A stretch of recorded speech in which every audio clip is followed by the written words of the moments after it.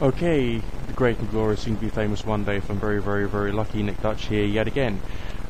Just a quick talk about, obviously in my previous couple of videos I've mentioned how to alter your state of consciousness, very basically using the, that's better, using the ideas of mantra, using the ideas of meditation, using the ideas of control of breath and posture.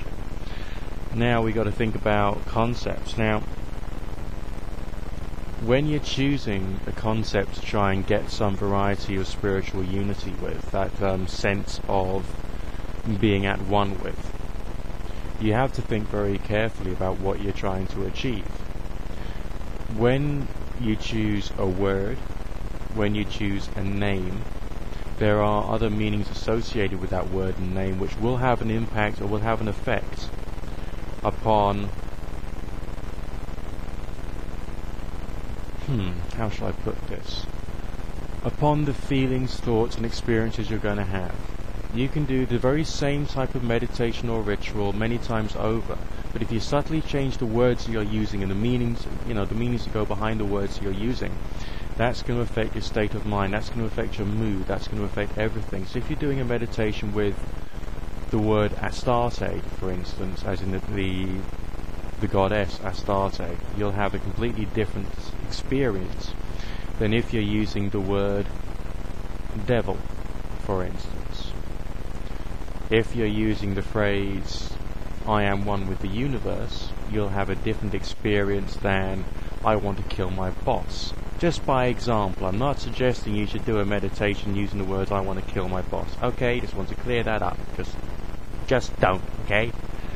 And if you do, or whatever, I'm not responsible for anything that happens to you if you choose to, deliberately fuck up your head. The worst thing that you can do is introduce to your mind ideas that you personally feel uncomfortable with or might possibly do you some harm. Because that way you can go mad, unless of course you've already got like self-development groups in place, you've already got a good structure of reasoning, and you're capable of getting out of any insanity you get yourself into through a structured systems of basically self-development. So that's another aspect you might need to think about so that, you keep yourself on the level. Alright, so yeah, you got to think about the words that you're using. If you want to create a nonsense mantra, that's also a very good idea. Within Chaos Magic, of course, there's the idea of you write down a phrase or a word, and you cross out any repeating letters, and you take the remaining letters, and you create an artistic symbol from those letters, and you simplify that even further, so you end up with just a squiggle, which could look like anything, alright? And then that becomes your object of meditation. And it also, if you scramble up the letters even further, you can then create a nonsense mantra which you can then repeat to yourself. It's a great way of removing the stress of trying to achieve the goal of the magical work. Now, some magicians say that you've got to consciously forget what the ritual was about. I don't think that's necessary. I just think you just got to stop caring as to whether you get a result or whether you don't.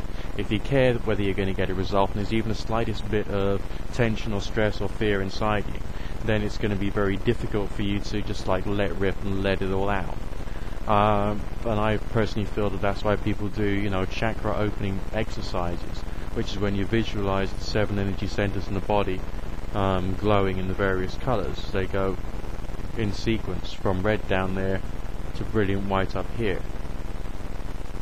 It's another way of just chilling out, feeling a feeling of wholeness, and essentially doing yourself some good. And you can do that before and after you've done magical work as well.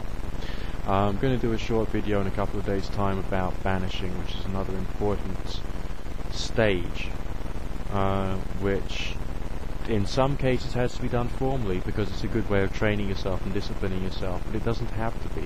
If you have the ability to not care or just completely forget after you've done any occult work that you've done anything occult, the easier it'll become.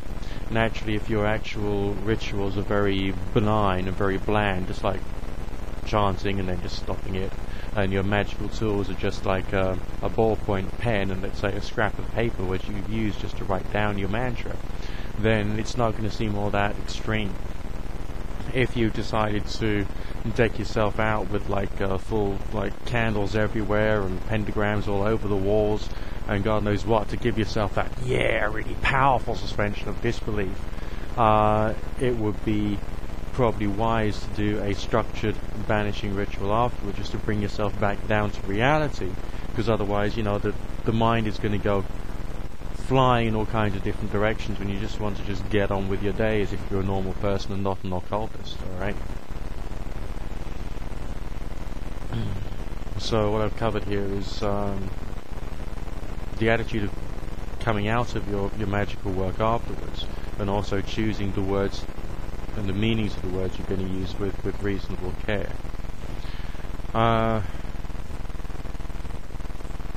I suppose we should also be thinking about the intention. I mean, it's very difficult to say precisely when your actual occult work starts. If you're trying to do a bit of results-orientated magic, for instance, I mean, some people say that it starts when you have your bath. Some people say, because like, you can have a bath beforehand to relax yourself, okay? Some people say that it starts when you're making notes as to how you're going to structure it, because everything you do in a results-orientated magical thing has got to be structured. Otherwise, you will be struck with indecision, you'll be struck with confusion, you'll be struck with all kinds of stuff. You know, if you keep it nice and structured, if you keep it rehearsed, then you're more likely to be able to go with the flow. So bear that in mind. That is where the artistic aspects of your own theological, your own magical practices come into play.